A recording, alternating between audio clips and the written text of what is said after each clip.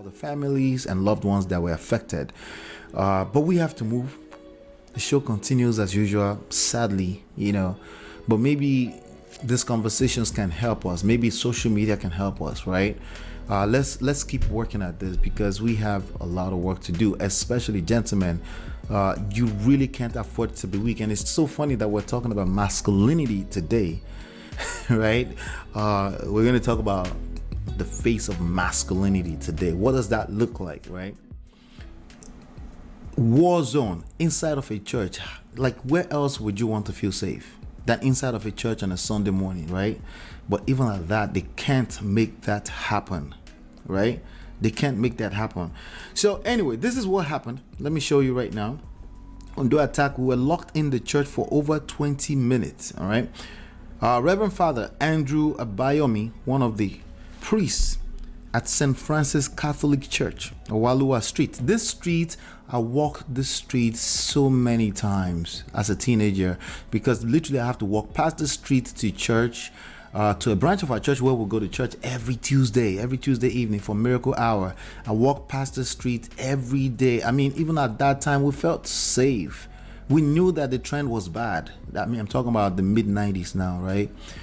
But literally, randoms came out of nowhere, entered that church on a Sunday morning and destroyed the existence of 50 people, right?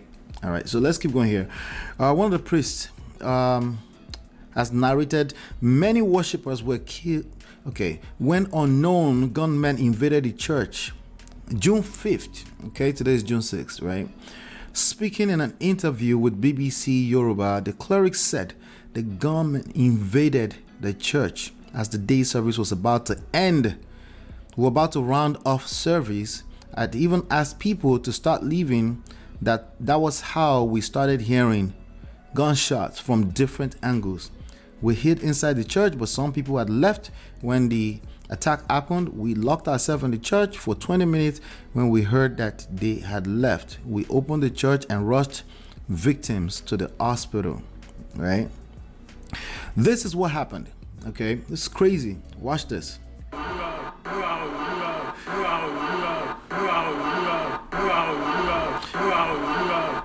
Crazy, right? Many feared. As unconfirmed number of persons, I mean, as of last time I checked, they said about 50 people, right? 50 people. And I gotta share something with you in a second here because this is getting crazy. This is the governor of the state. This is actually the hometown of the governor of the state. Why am I sharing this with you?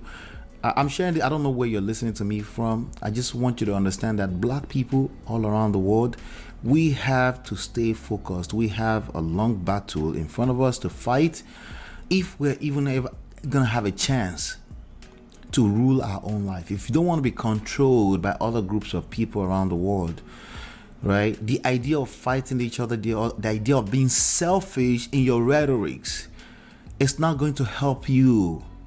It's not going to help you. You're going to continue to self-sabotage if you can't look inward and say, how can we come together? There's power in numbers, right? But anyway, let's keep going here. This is the governor and a ton of other quote unquote political leaders. They're supposed to be leaders. They were just making condolences statements, and they're so used to making this statement that at this point in time it's numb, right? See, actually, this is my sister here. She said, this is actually my sister. Funny enough, she said same statement as usual. You keep making statement. Let me tell you something. They sit down somewhere, right, and they prepare this statement for every time. They have a major election coming up next year, I think, 2022, 23. Yes, they have a presidency and many other major elections going on next year, and this happens every 4 years, right? Ahead of the time, right? I can guarantee you that they sit down somewhere and say, hey, there's gonna be killings. Let's prepare some money, right? Just in case we have to give money out. They literally plan for this because they know that because of their selfish acts, I mean, it's natural because again, let me ask you a question. If you were like a leader and you're benefiting from the deterioration of the country, would you really wake up to the idea of fixing it? There's a good chance not. Anyway, so this is the tweet he made. I'm deeply saddened by the, of course, again, you can, I don't want to read it because again, and these are sizable books. They're minimum 200 pages. You can download them absolutely for free by simply going to, for example, this one, you just go to getmymarriageback.com, smartrealestatewholesaling.com, realestatemoneysecrets.com. So yes, I am a 3-times author. Those books are out there for your consumption, and they are also available everywhere on Amazon, anywhere that you pick up books. So in case you prefer a physical book like that, we know it's the same thing over and over. It's been happening for ages, right? It's been happening. Now we know in the United States and the Western world, we have our own problems, right? The shootings and all that kind of stuff, right? But we're just being disingenuous. We want to compare. We can't compare. This is sad. Okay, this is sad. Now let me see something here. Speaking of, this happened yesterday in Philadelphia, literally down the street from me. So again, I'm not capping here. I'm not capping. I'm just letting you know the world we live in right now. You and I, if we have our own group of people, we really can't afford to be facing each other and be fighting each other. We have work to do, gentlemen, especially you gentlemen. We have work to do. It starts by, what kind of stories are we telling ourselves? Okay, what kind of stories are we telling ourselves? All right, so I just think this is sad. I wanted to bring this up to speed and say, hey, condolences to all the family that are affected. Speaking of all the families that are affected, yesterday I was at a friend's daughter's birthday party, first birthday party, and I decided to step outside a little bit and call my parents. And I called them, and they put me on a 3-way with my brother, and then he broke the news that one of his teachers from high school, because we were both raised as teenagers in our, one of his teenagers is one of his teachers. He actually became a principal of the school, the high school he graduated from. Both him and the wife were deleted during this crisis. Okay, so there were 2 of the 50 people that are no more, right? Just literally 2 hours ago, before I jumped on this live session, okay, about 2 hours before I jumped on this live session, let me see here.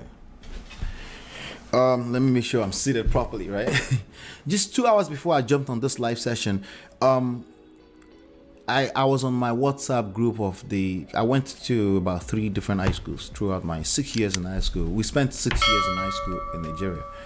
And I found out that one of my closest friends, okay, we actually saw each other in 2015, lost his child in the same situation. So now, why am I saying that, right?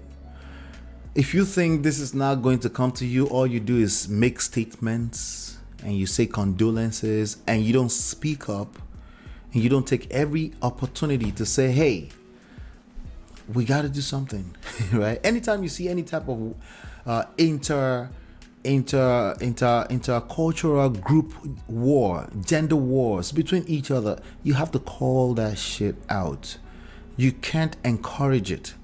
Okay, gender war, fighting within each other as black people, right? In the name of, it's just our group of people. Listen, I understand there are multiple layers of groups, and you should fight for your own rights, but you have to know where to draw the line. See, we shouldn't be self-defeating, deleting each other after hundreds upon hundreds of years of being suppressed. Now we've gotten to a place where we're suppressing each other, and there are nuances, right? So sometimes you're like, no, that's not what we're saying. We're just trying to say we want to do it this way. We just want to focus on this for now. Listen, but in between, there's somebody who is sick and they hear something else, and you just never know what level they're going to take the ignorance to.